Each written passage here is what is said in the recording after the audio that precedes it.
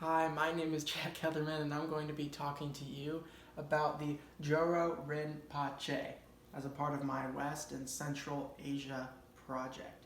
So, the Jowo Rinpoche. First, let's talk about our standards. Enduring understanding, use of figural art in religious contexts varies among traditions, whereas figural art is common in secular art forms across West and Central Asia.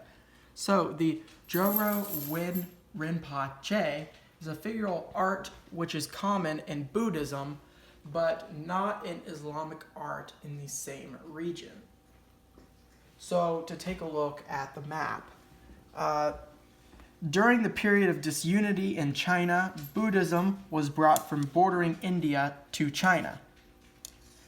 The Jowo Rinpoche somehow came to be or was created in China.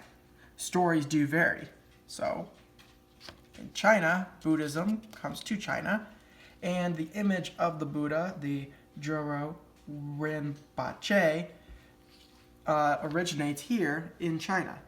The king of Tibet, King Songtsen Gampo of the Yarlung dynasty, took a Chinese princess as his second wife.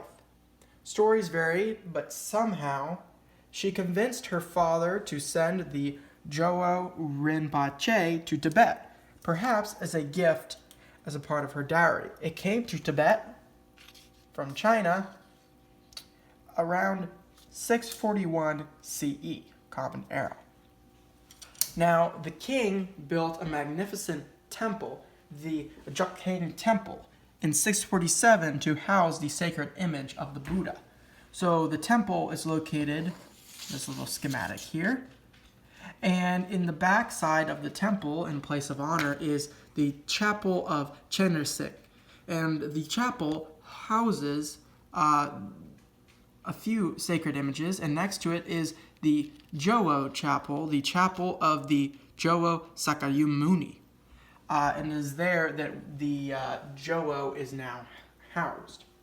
So the sacred image is said to be one of three made during the lifetime of the Buddha himself. The Jowo, or statue, sits on a three-tiered stone platform. The Jowo itself, right here, is gilt metal. There are two silver-plated dragons located here and here, and they wind around these columns that support a canopy over the Jowo, which is not actually pictured. He is topped with a crown, as you can see right here, and the crown itself is made of coral, rubies, turquoise, diamonds, and other precious stones. The image is also cloaked in a cape, as you can see to the right and to the left, and it is covered in pearls, agates, turquoise, coral, and Z beads. Now, the Z beads, as pictured here, are stones that have been etched or carved, and among the Tibetan people, they are believed to provide a positive spiritual benefit.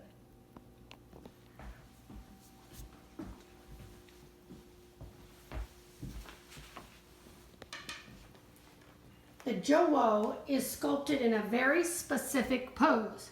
Poses or mudras have great meaning to Buddhists. His right hand is in the Bhumi Sparsha, or earth-touching gesture. His right hand hangs over his knee, touching the ground. His left hand is in the mudra or pose of meditation. This is with the thumb and pointer touching and the other fingers outstretched. He is seated in the lotus or legs crossed pose. This complete pose represents the moment Buddha called upon the earth as witness to his enlightenment.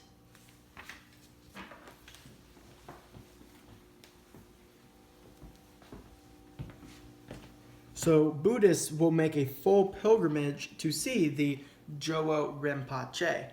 He is called the wish-fulfilling gem because they believe that whatever prayer is offered in front of him will not go unfulfilled. People write their request on a red piece of paper, and they write it in gold and burn it in front of him. For instance, if I wanted someone to be healed, I would write their name on the paper.